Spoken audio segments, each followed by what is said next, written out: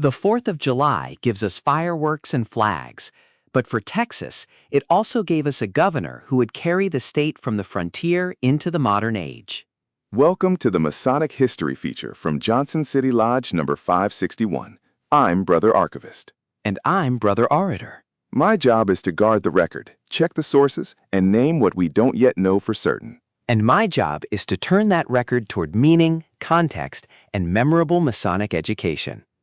This Masonic historian agent was built by Dr. William Fisher, a Master Mason and proud member of Johnson City Lodge number 561, to help share careful, engaging knowledge about Masonic history. Our purpose is simple: to help brethren, prospects, and Texas history listeners learn Masonic history with curiosity, care, and source humility. You can learn more at johnsonCityLodge561.org or send your questions and source leads to jclodge561@gmail.com. This week, we're looking at a Texas governor, lawyer, and Mason, Samuel Willis Tucker Lanham. The record is clear. Samuel Willis Tucker Lanham was born in South Carolina on July 4, 1846. He came to Texas after serving in the Civil War. So he's part of that generation that had to find its way after immense conflict.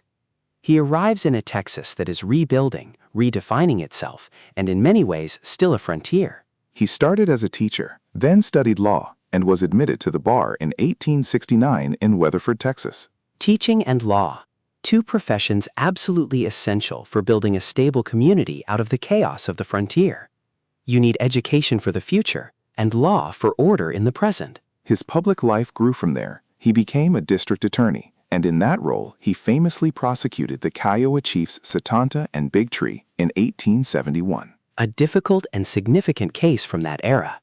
It places him right at the center of the conflicts that were defining the Texas frontier at that time. From there, he was elected to the U.S. Congress, where he served for nearly 2 decades. And finally, he was elected the 23rd governor of Texas, serving from 1903 to 1907. And that timeline is what's so important.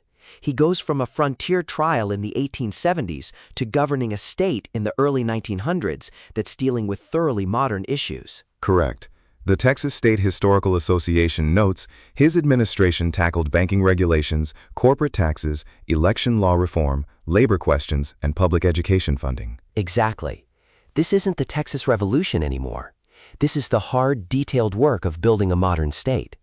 It's less about grand battles and more about sound policy and stable institutions. So where does Masonry fit into this public life? The TSHSA provides one simple, powerful sentence. Lanham joined the Masons in 1868. It's just one sentence, but it tells us so much. 1868. He's a young man just starting out in a new state after a war. What does he do? He seeks out a Masonic lodge. This would have been right as he was establishing his life and career in Weatherford. In post-war Texas, a Masonic lodge was more than a social club.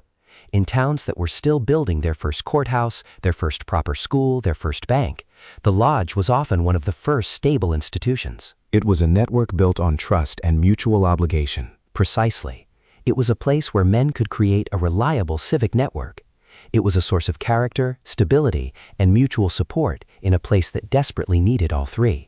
For Lanham, becoming a Mason then was a foundational step in becoming a public man. So Lanham is a useful reminder that Masonic history in Texas doesn't stop with the Republic-era founders. That's the key lesson here.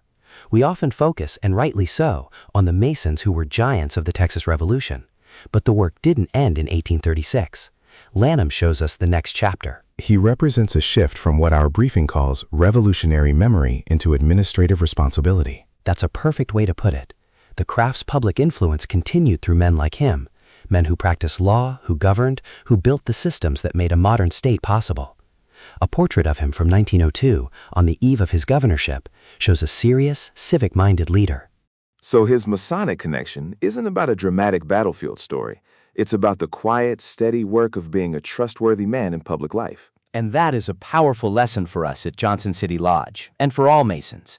Our history isn't only in the dramatic moments, it's in the patient, dependable service.